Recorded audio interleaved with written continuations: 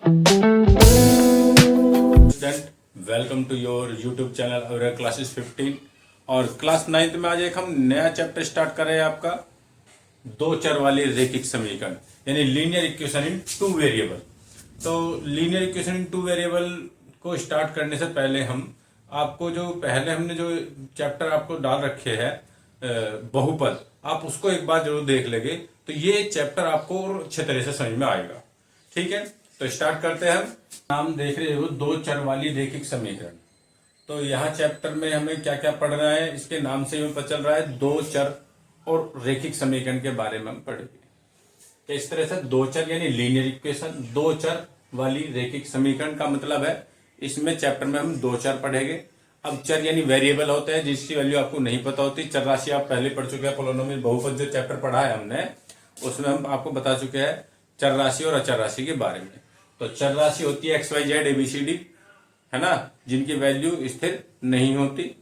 तो हम दो चरों के बारे में पढ़ेंगे यहाँ पर। कैसे चर? दो चर। तो दो चर आपके एक्स वाई भी हो सकते हैं, आपके वाई जेड भी हो सकते हैं, कोई भी ले सकते हैं। हम दो चर लेने हैं हमें यहाँ पर, दो चर लेंगे और फिर कैसी इक्वेशन? रैखिक समीकरण यानी लीनियर इक्वेशन। तो रैखिक समीकरण भी आप सभी जानते होंगे, है ना। रैखिक समीकरण भी बताया था हमने पोलिनोमियल बहुपद में। जब चर राशि की मैक्सिमम घात एक होती है, जब चर राशि की अधिकतम घात एक होती है तो वह समीकरण रैखिक समीकरण कहलाती है। यही तो बताया है कि जब चर राशि की अधिकतम घात एक होती है तो वह समीकरण, वह बहुपद आपका क्या कहलाता है? वहां तो बहुपद पढ़ा था आपने, वह बहुपद आपका रैखिक बहुपद कहलाता है। हमने बताया भी था आपको, रैखिक बहुपद 2x+3 हो जाएगा। मैक्सिमम पावर कितनी है? 1, है ना। वहां बताया था 5x+3 हो जाएगा। मैक्सिमम पावर कितनी है? 1। तो ये रैखिक बहुपद हो जाएगा। लेकिन अब हम किसकी तरफ बढ़ रहे हैं? समीकरण की तरफ, क्योंकि यहां पर इक्वल का साइन नहीं आया है। यहां पर क्या नहीं आया है? इक्वल का साइन नहीं आया है, इसलिए ये कैसे है? बहुपद है। ये कैसे है? आपके बहुपद है। और अब हमें किसके बारे में पढ़ना है? समीकरण के बारे में। तो समीकरण में हमेशा इक्वल का साइन आ जाता है। तो ये दो चर वाले हैं और रैखिक, रैखिक यानी लीनियर यानी एक पावर होगी जिसकी। तो आप समझ गए होंगे चैप्टर का नाम दो चर वाली रैखिक समीकरण से क्या मतलब है आपका, कि जैसे आपने 3x + 4y = क्या लिख दिया? 7। तो ये आपकी दो चर वाली रैखिक समीकरण होगी। दो चर भी है यहाँ पर x और y और उनकी मैक्सिमम पावर 1 भी है और इक्वल का साइन भी आ गया। तो ये आपकी क्या होगी? दो चर वाली रैखिक समीकरण। इस तरह की रैखिक समीकरणों के बारे में हम यहाँ पर पढ़ेंगे इस चैप्टर में। चैप्टर नंबर आपका ये 4 है। चैप्टर नंबर कितना है आपका? ये 4 है। दो चर वाली रैखिक समीकरण आप इस तरह से भी लिख सकते हैं, कोई भी हो सकती है, ये भी हो सकती है, या y + w = 7 भी लिख सकते हैं आप, है ना। चर आपके कुछ भी हो सकते हैं। आप लिख सकते हैं t + s = 3, ये भी हो सकते हैं। तो यहां भी आप देख रहे हो दो चर आपके पास t और s और इक्वल का साइन भी लग रहा है और मैक्सिमम पावर 1 है। तो ये कैसी समीकरण आपकी? दो चर वाली रैखिक समीकरण। तो नाम से आप समझ गए होंगे कि इस चैप्टर का नाम है linear equation in two variable यानी दो चर वाली रैखिक समीकरण। तो इसमें आप किसके बारे में पढ़ोगे? सबसे ज्यादा दो चर के बारे में पढ़ोगे, जहां x और y दो चर हो गए और रैखिक समीकरण होनी चाहिए। यानी यहाँ पर कहीं भी आपको एक से अधिक घात नहीं दिखाई देगी। यहाँ पर सभी जब जो इक्वेशन होगी उनमें सभी में दो घात नहीं होगा, किसी में भी एक घात होगी। तो समझ में आ गया आपके सभी के? ठीक है, आगे चलते हैं। देखिए दो चर वाली रैखिक समीकरण का व्यापक रूप क्या होता है। तो दो चर वाली रैखिक समीकरण का व्यापक रूप जो होता है वो इस तरह से होता है भाई, ax + by + c = 0। ax + by + c = 0, ये आपका दो चर वाली रैखिक समीकरण का व्यापक रूप है। यहाँ पर x और y क्या है? आपके चर है और a b c आपके अचर है। a b c क्या है यहाँ पर? आपके a b c जो है क्या है? एक ये अचर है और x y क्या है यहाँ पर? चर है। तो ये दो चर वाली रैखिक समीकरण का व्यापक रूप होता है ax + by + c = 0। जैसे आपको कहीं पर ऐसे लिखा है 3x = 2y + 5, ठीक है। तो इसको व्यापक रूप में लिखना है तो पहला आप इधर लाएंगे स्टैंडर्ड फॉर्म 3x, ये -2y, 5 भी -का = 0। ये आपकी स्टैंडर्ड फॉर्म हो जाएगी, यानी व्यापक रूप हो जाएगा। तो इस तरह से हम दो चर वाले रैखिक समीकरण को स्टैंडर्ड यानी व्यापक रूप में इस तरह से लिखते हैं। आगे चलते हैं, आगे हमारी नेक्स्ट एक्सरसाइज है। देखिए एक्सरसाइज क्या है हमारी 4.1। फर्स्ट क्वेश्चन है कि एक नोटबुक की कीमत, एक नोटबुक की कीमत एक कलम की कीमत से दुगनी है। एक नोटबुक की कीमत एक कलम की कीमत से दुगनी है। तो इस कथन को निरूपित करने के लिए दो चर वाले रैखिक समीकरण में लिखो। तो ये हमारा एक थ्योरेटिकल क्वेश्चन दे दिया है। अब इसको हमें क्या लिखना है, रैखिक समीकरण के रूप में लिखना है। ठीक है, इसमें लिखना है रैखिक समीकरण के रूप में। तो यहाँ पर आप समझ रहे होंगे ये क्वेश्चन किस चैप्टर में दिया हुआ है, दो चर वाले रैखिक समीकरण के में। तो यहाँ पर हमें यूज क्या करने हैं, दो ही चर यूज करने हैं। कितने चर यूज करने हैं, दो। यानी एक नोटबुक की कीमत और एक कलम की कीमत। तो हम कह सकते हैं कि माना नोटबुक की कीमत x रुपए है। हमने मान लिया कि नोटबुक की कीमत कितने रुपए है, x, और कलम की कीमत y रुपए। कलम की कीमत क्या मान लिया हमने, y रुपए। नोटबुक की कीमत x रुपए मान लिया हमने और कलम की कीमत y रुपए। तो क्या कहा है, नोटबुक की कीमत कलम की कीमत के दुगना है। यानी नोटबुक जितने की आती है वो कलम की कीमत के दुगने के बराबर आती है। तो ये नोटबुक है और ये कलम है। नोटबुक x रुपए की आई, कलम y रुपए की आई। तो इसमें 2 से मल्टीप्लाई करके दोनों क्या हो जाएगा, इक्वल। कि नोटबुक की कीमत कलम की कीमत के दुगने के बराबर है। ये आ गया आपका। इस तरह से लिख दिया हमने। इस लाइन को हम इस तरह से लिख सकते हैं कि भाई नोटबुक की कीमत बराबर है 2 गुना कलम की कीमत के। और अब इसे इधर ठा लाएंगे तो x माइनस 2y बराबर क्या हो जाएगा, 0। यही आपकी क्या है, दो चर वाली रैखिक समीकरण। समझ में आ गया सभी स्टूडेंट के, दो चर वाली रैखिक समीकरण के रूप में हमने से बदल दिया। क्या दिया था कि एक नोटबुक की कीमत एक कलम की कीमत के दुगनी है। तो हमें ना तो ये बताया था कि भाई नोटबुक कितने की है, ना हमें ये बताया कि कलम कितने की है। तो हमने कहा कि माना नोटबुक की कीमत x रुपए है और कलम की कीमत हमने क्या मान लिया, y रुपए है। तो नोटबुक की कीमत x बराबर है कलम की कीमत के दुगने के। इसे 2y को इधर ले आए तो ये माइनस का हो गया, इक्वल टू 0। ये आपकी दो चर वाली रैखिक समीकरण बन जाती है। नेक्स्ट क्वेश्चन है 2। अब ये जो इसमें इतने सारे पार्ट्स दिए हुए हैं, इन सभी को ax plus by plus c बराबर 0 के रूप में बदलना है। जो इतने सारे पार्ट्स दिए हुए हैं इन सभी को किस में बदलना है, ax plus by plus c equal to 0 के रूप में बदलना है। और फिर a b c इनकी वैल्यू में निकालनी है। तो कंपेयर करके हम इनको निकाल लेंगे। देखिए फर्स्ट क्वेश्चन जो है क्या है, 2x प्लस 3y और इसको इधर ढालाइए आप। जी 9.35 के ऊपर बार लगा हुआ है ना, इसको इधर ढालाएंगे तो माइनस हो जाएगा 9.35 के ऊपर बार इक्वल टू 0। ये इधर आ गया तो हो गया अभी इसे मानक रूप में। अब इसकी हम ax plus by plus c equal to से तुलना कर देंगे। क्या कर देंगे, इसकी हम इससे कंपेयर कर देंगे। इससे हम क्या कर देंगे, इसकी कंपेयर।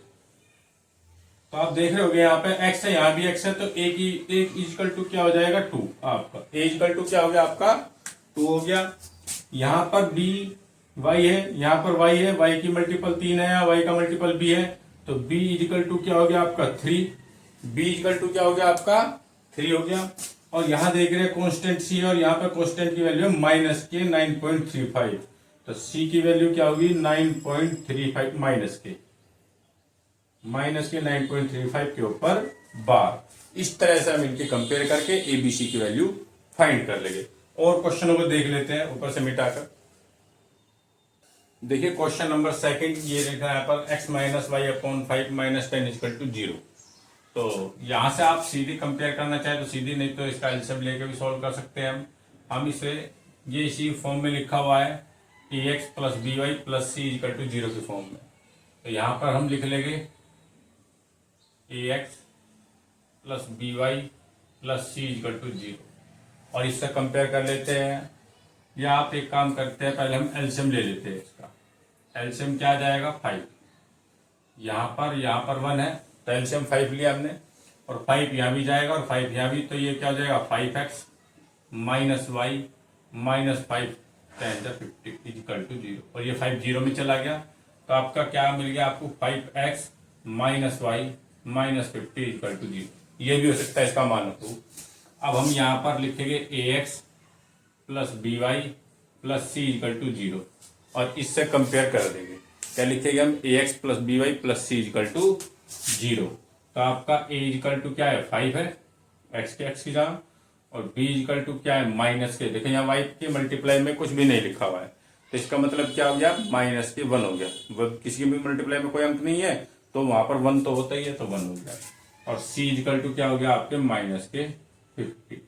c इक्वल टू क्या हो गया माइनस के 50। तो इस तरह से हमने इसको पहले मानक रूप में लिखा और फिर हमने इसकी कंपेयर कर दी ax plus b y plus c equal to 0 से। नेक्स्ट क्वेश्चन लेते, देखिए ये तो आपका ऐसा हो गया, इसमें भी इसी तरह से 6 इधर ले आएंगे तो ये भी इस तरह से हो जाएगा। तो अब हम फोर्थ क्वेश्चन को करेंगे। किसको करेंगे? फोर्थ को। देखिए फोर्थ क्वेश्चन, देखिए जो भी आपको क्वेश्चन नोट करना होता है वो आप स्क्रीनशॉट लेकर आप उसको बाद में नोट कर लिया करें, ठीक है? क्योंकि अब हम यहाँ मिटा देते हैं तो फिर आप उतार नहीं पाओगे या मैं इतनी देर नहीं रुकूंगा, आप उसको स्क्रीनशॉट लेकर नोट कर लिया करें। समझ में सभी क्या आ रहा होगा? ठीक है, जिन बच्चों के समझ में आ रहा हो वो हमें कमेंट्स बॉक्स में लिखकर अपनी प्रतिक्रिया दे कि हमें अच्छा समझ में आया नहीं आया, ठीक है? किसी कोई प्रॉब्लम है तो भी आप कमेंट्स बॉक्स में लिखकर पूछ सकते हैं। और वीडियो को भाई थोड़ा सा लाइक भी किया करें, बच्चे वीडियो देख लेते हैं लेकिन लाइक नहीं करते, तो लाइक करें और वीडियो को शेयर करें दूसरों को, जिससे अदर बच्चे भी इससे बेनिफिट ले सके। तो क्या है x बराबर 3y है। अब इसको पहले हम मानक रूप में लिखेंगे, तो 3y हमारा इधर आके क्या है, जब माइनस का हो जाएगा ये, तो x minus 3y is equal to 0, ठीक है? अब देखिए अब ये इस मानक रूप में हो गया। अब आप इसके नीचे लिखते हैं ax plus b y plus c is equal to 0। इससे कंपेयर करेंगे आप यहाँ पर, तो आप देख रहे हैं यहाँ पर x है, यहाँ भी x है, तो यहाँ पर 1 है मल्टीप्लाई में, तो a बराबर 1 हो गया। जब कोई नहीं होता तो 1 होता है मल्टीप्लाई में, तो a इक्वल टू क्या आ गया 1 आ गया। b इक्वल टू यहाँ पर माइनस के 3 है, y का मल्टीपल यहाँ b है, तो b की वैल्यू माइनस के 3 आ गई। और कांस्टेंट टर्म यहाँ पर है नहीं, तो इसलिए c की वैल्यू क्या होगी 0। तो c की वैल्यू क्या होगी यहाँ पर 0 हो जाती है। इस तरह से हम इसकी कंपेयर कर लेते हैं। अब देखते हैं इसको, 3x प्लस 2 इक्वल टू 0 ये दिया हुआ है। तो अब इसको हम पहले मानक रूप में लिखेंगे। इस तरह से लिख लेंगे 3x प्लस y वाली टर्म है नहीं यहाँ, तो 0 इंटू में y लिख लेंगे और प्लस के 2 बराबर 0। इस तरह से हम इसको लिख लेंगे। जो सी टर्म है नहीं उसको 0, यहाँ भी आप 0 लिख सकते थे इस तरह से कि प्लस 0 इज इक्वल टू 0, है ना? लेकिन वो अच्छा सा नहीं लगता, इसलिए हमने 0 नहीं लिख के दिखाया था, वो आए इसी तरह से आ जाएगा। लेकिन यह y वाली टर्म नहीं है तो उसको हम क्या लिख दें 0 into y plus 2 equal to 0। ये हमारी इक्वेशन होगी। अब इसको आप लिखेंगे ax plus b y plus c equal to 0 से और कंपेयर कर देंगे। तो a की वैल्यू क्या है यहाँ पर 3 है, b की वैल्यू यहाँ पर 0 है और c की वैल्यू क्या है 2। ठीक है स्टूडेंट, इस तरह से आप इन क्वेश्चनों को कर सकते हैं। ठीक है, आगे चलते हैं और जो 1-2 क्वेश्चन बचे हुए उन्हें आप लगा के देखेंगे और उनके आंसर हमें कमेंट्स बॉक्स में लिख कर बताएंगे। देखिए, 2 चर वाली रैखिक समीकरण का हल किस तरह से निकालते हैं हम 2 चर वाली रैखिक समीकरण का हल। तो उसको देखने के लिए 2 चर वाली रैखिक समीकरण का हल, तो इस 2 चर वाली रैखिक समीकरण का हल कैसे निकालते हैं। बहुत सी बार क्या कहता है कि इस समीकरण का हल ज्ञात कीजिए, या कहेगा कि ये क्वेश्चन दे दिया है और बताइए कि ये इस समीकरण के हल है या नहीं। तो 2 तरह से हो सकता है। फर्स्ट टाइप क्या, देखिए भाई इन्होंने हमें एक रैखिक समीकरण दे दी x plus 3y is equal to 9, ये 2 चर वाली रैखिक समीकरण दे दी। अब इसका वो कहता है कि इसका एक हल ज्ञात कीजिए। इसका क्या ज्ञात कीजिए, एक हल ज्ञात कीजिए कि ये 2 चर वाली रैखिक समीकरण है और इसका एक हल ज्ञात कीजिए। तब जब हमें कहता है हल ज्ञात कीजिए, यानी इसका एक सॉल्यूशन फाइंड कीजिए, तब आपको क्या करना है, ये जो x है इसको यहीं पे रखते हैं हम, कोई सी भी एक चर को इधर रखेंगे, दूसरे चर को उधर ले जाएंगे, और 9 और ये माइनस का हो जाएगा 3y। अब यहाँ पर हम y की वैल्यू पुट करें, जैसे हमने अभी ग्राफिया विधि में बताया था कि ग्राफिया रिप्रेजेंटेशन बताया था ना, तो उसी तरह से इसमें यहाँ पर y की वैल्यू पुट करेंगे और x की वैल्यू आती रहेगी। तो हमने y इज इक्वल टू 1 रख दिया हमने, कुछ भी रख सकते हैं, आपकी मर्जी है। तो आपने y इक्वल टू क्या रख दिया 1, तो x equal to 9 minus 3 equal to 1, तो x इक्वल टू 9 माइनस 3 6। तो रैखिक समीकरण का हल क्या हो गया, रैखिक समीकरण का हल क्या आ गया, पहले लिखते x का मान हमेशा कोमा लगा के, फिर y का मान 1। ये इस रैखिक समीकरण का एक हल हो गया 6,1। आप इस x के वैल्यू, ये x की वैल्यू है आपकी और ये y की वैल्यू है, इसको इसमें रखो देखोगे तो लेफ्ट राइट के बराबर आ जाएगा, क्योंकि हमने लिखा नहीं वहां से ये। तो एक तरह तो इस तरह से पूछ सकता है कि इस रैखिक समीकरण हल बताइए, या आपसे पूछ सकता है किस तरह से भाई कि एक रैखिक समीकरण दे दी इसने 2x minus y is equal to 4, ये लिख दिया कि 2x minus y is equal to 4, और कहता है बताइए कि 3,2 इसका हल है या नहीं। ये पूछ सकता है हमसे कि बताइए कि भाई 3,2 इसका हल है या नहीं। देखो हल निकालने हैं तो इस तरह से निकाल लेते हैं, ठीक है। यदि हमें हल निकालने के लिए कहता है कि हल ज्ञात कीजिए, तो x को एक चर को इधर रखेंगे, दूसरे चर को उधर ले जाएंगे, और यहाँ पर y की है जो जिस चर को उधर ले जाएगी हम बराबर से, उसमें उसकी वैल्यू पुट करेंगे, x की वैल्यू आती रहेगी। तो ये इसके बहुत सारे हल हो सकते हैं। जैसे मैंने यहाँ पर x का मान 1 रखा, y का मान आप 2 भी रख सकते हैं, 3 रख सकते हैं, तो जितने y के मान रखते चले जाएंगे उतने ही x के मान आते रहेंगे, ठीक है। अब यहाँ पर क्या होता है देखिए कि 3,2 इसका हल है या नहीं, ये चेक करना है। तो आपको x की वैल्यू 3 रख देनी है और y की वैल्यू 2 रख देनी है। x बराबर 3 और y बराबर 2 लेफ्ट हैंड साइड में रखने पर, ये लेफ्ट हैंड साइड है आपकी 2x माइनस वाई, इसमें रख दीजिए आप 2, x की वैल्यू 3 माइनस वाई की वैल्यू 2, 3 दूनी 6 माइनस 2 कितना आ गया 4, इक्वल टू आ गया राइट हैंड साइड आ गया। तो ये 3,2 इस समीकरण का हल है, इसका हल। क्लियर हो गई बात। इस तरह से भी पूछ सकता है। अब बात आती है दो चर वाली रैखिक समीकरण के कितने हल हो सकते हैं। दो चर वाली रैखिक समीकरण के कितने हल हो सकते हैं, देखिए एक यही एग्जांपल ले लेते हैं हम। x plus 3y equal to 9 हल ज्ञात कीजिए। तो हमने एक y की वैल्यू 1 रख दी, तो यहाँ पर x की वैल्यू 6 आ गई। मैं y की वैल्यू 0 रखने पर कर देता हूं, तो x इक्वल टू यहाँ 0 देते हैं, 9 माइनस 3 इंटू में 0, तो 9 ही आ जाएगा। तो एक हल क्या आ गया इसका दूसरा, ये 9,0। इसी तरह से आप y की वैल्यू रखते रहेंगे और x की वैल्यू आती रहेगी, तो ये सब क्या हो जाएगी, इसके हल हो जाएंगे। तो इसके हल एक से अधिक हो सकते हैं। इसके हल, एक रैखिक समीकरण के हल क्या हो सकते हैं, एक से अधिक हो सकते हैं, ठीक है। आगे चलते हैं।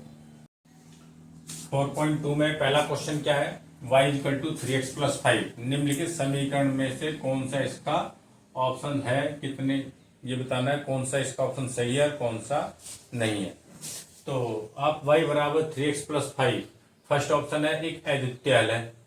क्या इसका एक अद्वितीय हल है ये बताना है, या केवल इसके दो हल है ये बताना है, या अभी थर्ड क्या है, अपरिमित रूप से अनेक हल है। इनमें से कौन सा इसका सही आंसर है वो बताना है। तो अभी हम थोड़ी देर पहले बताया हमने आपको कि किसी भी द्विघात जो दो चर वाली रैखिक समीकरण के जब हम हल करते हैं ज्ञात, तो उसके कितने भी हल ज्ञात कर सकते हैं, उसके कितने भी हल ज्ञात कर सकते हैं। बताया था 1 6 आ गया था, और भी बताए थे 2 3। तो आप y की वैल्यू रखते चले जाएंगे, वैसे ही आपकी x की वैल्यू आती चली जाएगी। तो इसलिए दो चर वाली रैखिक समीकरण के आपके बहुत सारे हल हो सकते हैं। इसका मतलब अपरिमित रूप से अनेक हल हो सकते हैं। तो इसका ऑप्शन ये सही है, अपरिमित रूप से अनेक हल हो सकते हैं। ये जो अद्वितीय हल का मतलब होता है एक और केवल एक हल है। क्या, एक और केवल एक हल, इसका मतलब ये होता है कि भाई एक और केवल एक हल है। तो एक हल तो इसका है नहीं, इसके तो बहुत सारे हल निकल सकते हैं। दो भी इसके हल नहीं है, हम 3 भी हल ज्ञात कर सकते हैं, 4 भी, 5 भी। जैसे जैसे हम यहाँ पर x की वैल्यू पुट करते चले जाएंगे, आपने x की वैल्यू 1 पुट करेगी, 5 3 8, तो 1 और 8 आ जाएगा। 0 पुट कर देगा x की वैल्यू, y की वैल्यू 5 आ जाएगी, तो 0 5 हो जाएगा एक हल। आपने 2x की जगह पुट कर दिया, 3 दूनी 6 और 5 11 हो जाएगा, तो 2 और 11 आ जाएगा इस तरह से। तो आप जितने x की वैल्यू पुट करेंगे उतने y की वैल्यू आती चली जाएगी, तो वही इसके सारे हल होते चले जाते हैं। तो इसलिए इसके अपरिमित रूप से अनेक हल है। ठीक है स्टूडेंट, नेक्स्ट क्वेश्चन क्या है, निम्नलिखित समीकरण में से प्रत्येक समीकरण के 4 हल ज्ञात कीजिए। अब हम चल गया, अभी बहुत सारे हल हो सकते हैं, तो अब इनके 4 हल हमें ज्ञात करने हैं। जैसे फर्स्ट क्वेश्चन ले लेते हैं कि 2x plus Y equal to 7। तो यहां से 2x को हम ले जाते हैं इधर और माइनस का हो जाएगा 2x इधर। ठीक है, अब इसके 4 हल निकालने हैं हमें। क्या निकालने हैं इसके 4 हल। तो यहां पर आप x की वैल्यू पुट करोगे और y की वैल्यू सोल्व करके आती चली जाएगी। तो हम यहां पर रख देते हैं सबसे पहले x बराबर 0 रखने पर, तो y equal to 7 minus 2 into में 0, तो y इजिकल टू क्या आ गया 7। तो आपका जो पहला हल होया, प्रथम हल, वो क्या आ गया एक हल,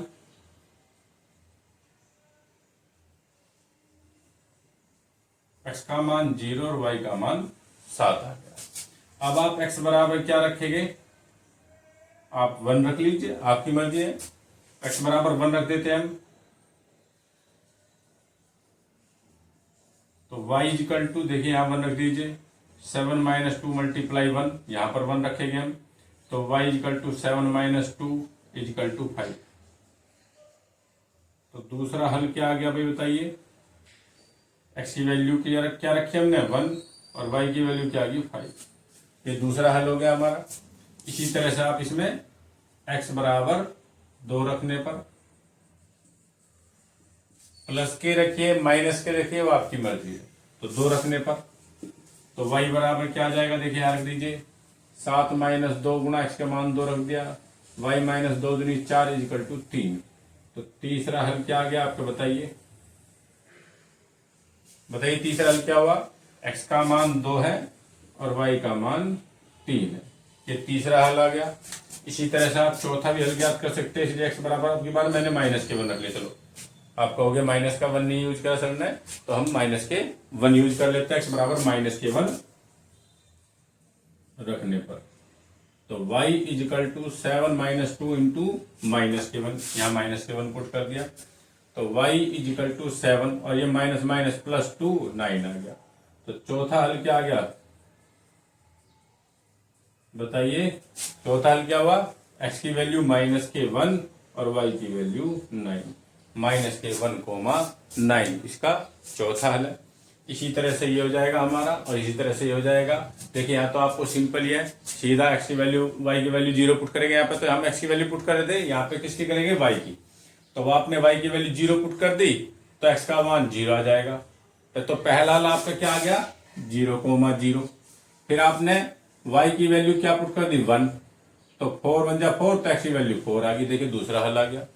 जब आप x की y की वैल्यू, अब y की रखनी है हमें, y की वैल्यू 2 पुट कर दीजिए यहाँ, तो 4 दूनी 8, तो x का मान 2 आ गया। 3 हल हो गए। तो इस तरह से हम इसके सारे हल निकाल सकते हैं। इसमें तो चाहे कितने निकाल, जल्दी जल्दी हो जाएगा। इसमें क्या करना है इसके मैं बता देता हूँ, इसका आप स्क्रीनशॉट लेकर एक बार नोट कर लीजिए, क्योंकि मैं इसे रफ कर दूंगा फिर। ठीक है, देखिए हमारा ये pi x plus y equal to 9 है, तो वाई हमने यही रखा और पाई एक्स को लेके हम इधर तो माइनस का हो गया। ठीक है, पाई एक्स को हम बराबर से उधर ले जाते हैं, जैसे ही बराबर से उधर ले जाते हैं साइन चेंज हो जाता है, जो प्लस का है वो माइनस का हो जाता है, जो माइनस का है वो प्लस का हो जाता है। तो ये पाई एक्स उधर जाके माइनस का हो गया। अब यहाँ पर हम रखेंगे एक्स की वैल्यू, तो वही फिर से स्टार्ट करते हैं, एक्स बराबर 0 से कर लेते, चलो 0 रखने पर, तो y equal to 9 minus pi into 0, तो वाई इजिकल टू 9 आ गया। तो पहला हल क्या हो गया बताइए स्टूडेंट, पहला हल बताइए भाई, x की वैल्यू 0 और y की वैल्यू 9। अब की बार आप x इजिकल टू क्या रख देते हैं 1। ठीक है, x इजिकल टू 1 रखने पर, तो y equal to 9 minus pi multiply 1, तो 9 माइनस पाई ही रह जाएगा। तो दूसरा हल क्या आ गया बताइए, दूसरा हल क्या हुआ आपका, x की वैल्यू 1 और y की वैल्यू 9 माइनस पाई। ये 9 माइनस पाई को हम सॉल्व नहीं करेंगे, इस तरह से लिखते चले जाएंगे। अब आप x बराबर क्या रख देते हैं 2 रखने पर, तो y equal to 9 minus pi multiply 2, यानी 9 माइनस 2 पाई।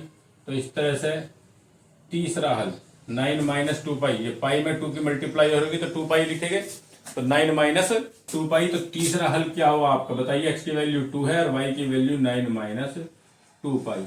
इसी तरह से आप x equal to minus table रख दीजिए, तो यह माइनस माइनस प्लस हो जाएगा, 9 प्लस पाई आ जाएगा। ठीक है, इस तरह से क्वेश्चन हो जाते हैं। अब आपका नेक्स्ट क्वेश्चन है क्वेश्चन नंबर 3। 2 हो गया आपका क्वेश्चन नंबर। देखिए, निम्नलिखित हलों में से कौन कौन समीकरण x minus 2y equal to 4 का हल है और कौन नहीं है, ये बताना है। ये दे रखा है इन्होंने फर्स्ट ऑप्शन, ये इसका हल है नहीं, ये बताना है। फिर सेकंड ऑप्शन बताना है, इसका हल है नहीं है। फोर्थ बताना है, फिफ्थ बताना है, सिक्स्थ बताना है। इस तरह से हम बताने हैं कि कौन, ये फोर्थ है भाई और वो फिफ्थ है। ये बताने हैं कि कौन इसका हल है और कौन इसका हल नहीं है। तो फर्स्ट को चेक कर लेते हैं हम पहले, x minus 2y equal to 4। और किसको चेक करें, फर्स्ट को 0,2। इसको चेक करें कि ये इसका हल है या नहीं। तो ये आपका x होता है, ये y, तो x इक्वल टू 0 और y इक्वल टू क्या है 2 समीकरण में रखने पर। समीकरण में रख दीजिए आप, थोड़ा राइटिंग ऐसी है तो समझ लिया करें आप। तो x की वैल्यू 0 माइनस 2 मल्टीप्लाई y की वैल्यू 2 इजिकल टू 4। क्या माइनस के 4 इजिकल टू 4 है? नहीं है। माइनस के 4 बराबर नहीं है प्लस के 4 के, इसलिए 0,2 समीकरण का हल नहीं है, यानी लेफ्ट राइट के बराबर नहीं आया। इन वैल्यू को हम इसमें रख कर देखेंगे और लेफ्ट राइट के बराबर आता है तो ये इसका हल है, नहीं आता है तो इसका हल नहीं है। सेकंड ऑप्शन चेक करते हैं आप कि भाई 2,0 यानी x बराबर 2 और y इक्वल टू 0 रखने पर कहा समीकरण में, तो रख दीजिए ये समीकरण हमारी। x की वैल्यू 2 माइनस 2 इंटू वाई की वैल्यू 0 इक्वल टू 4, तो ये तो 2 बचा, ये खत्म हुआ, इक्वल टू 4 क्या है? नहीं है। 2 बराबर नहीं होते 4 के, इसलिए 2,0 भी समीकरण का हल नहीं है। 2,0 समीकरण का हल नहीं है।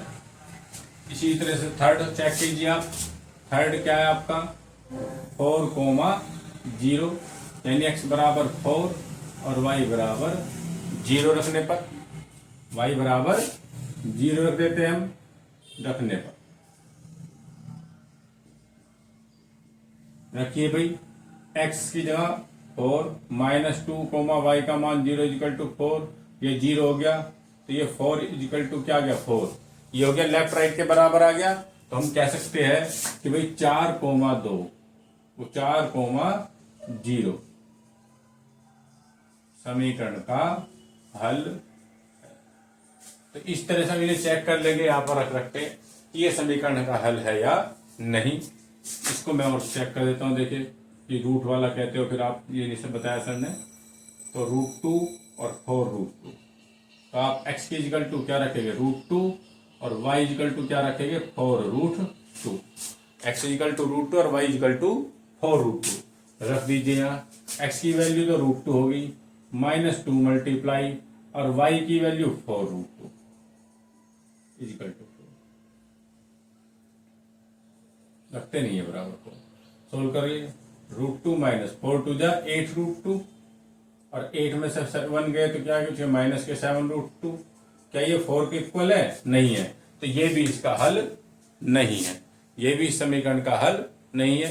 तो आपको पता चल गया ये 4,0 समीकरण का हल है और ये दोनों नहीं है, ये भी नहीं है। इसे चेक करोगे जब आप तो आपको ये पता चल जाएगा ये इसका हल है या नहीं। नेक्स्ट क्वेश्चन पर चलते हैं। क्वेश्चन नंबर देखिए, k का मान ज्ञात कीजिए यदि x बराबर 2 y बराबर 1 समीकरण का हल है तो k का मान ज्ञात कीजिए। ये दे दिया ये इसका हल है तो k का मान ज्ञात कीजिए। क्या करना है आपको, अभी पहले ही करा हमने, x बराबर 2 और y बराबर 1, क्या कह रहे हैं समीकरण का हल है। समीकरण क्या है आपकी 2x plus 3y equal to k। तो यहाँ x की वैल्यू 2 रख दीजिए और y की वैल्यू 1 रख दीजिए। तो 2 इंटू एक्स की वैल्यू 2 प्लस 3 इंटू वाई की वैल्यू 1 इजिकल टू के, 2 दूनी 4 प्लस 3 एकम 3 इजिकल टू के। तो 7 बराबर के, तो के की वैल्यू क्या आ गई आपकी 7। के की वैल्यू क्या आ गई आपकी 7 आ गई। ठीक स्टूडेंट, तो ये क्वेश्चन आपको समझ में आ गए होंगे। हमारी 4.2 एक्सरसाइज हो गई। इसके सभी क्वेश्चन आप स्क्रीनशॉट लेकर नोट कर ले। और एक बार फिर रिक्वेस्ट करता हूं मैं कि वीडियो को थोड़ा लाइक किया करें और शेयर किया करें।